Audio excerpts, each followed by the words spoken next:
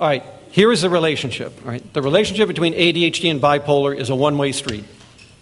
ADHD children carry no elevated risk for bipolar disorder over that of the general population. No longitudinal studies have found that to be the case, my own included, not the Canadian studies, not the New York studies, not the Iowa, not the Swedish, not the Australian. Risk is 2 to 4%, which is the population rate.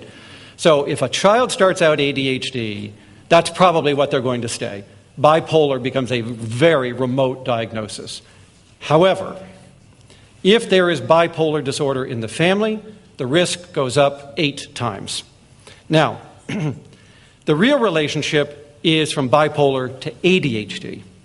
If a child has bipolar disorder already, and it started in childhood, the risk is 80 to 97% that they will have ADHD along with it. And that is why the confusion. People saw that so many bipolar children had ADHD, they made the leap that the opposite had to be true, that ADHD was a big risk for bipolar, and it turned out to be no risk for bipolar disorder, unless the family history of bipolar illness is there. And then the genetic risks for bipolar disorder, obviously, are what mediate that high risk. So bipolar disorder, only if it starts in childhood, carries a very high risk for ADHD along with it, and ADHD is usually the first disorder to start. If the bipolar starts in adolescence, the risk is 40 to 45% that ADHD is with it. If it starts in adulthood, which is the more typical form of bipolar disorder, the risk is only 20 to 25%. So notice it's the early onset bipolar that brings the risk of ADHD with it, not the other way around. Now, if there's bipolar there and it started in childhood, it is one of the worst psychiatric disorders a child can have, barring infantile autism or schizophrenia. Very difficult to manage. It requires multiple medications to try to deal with it.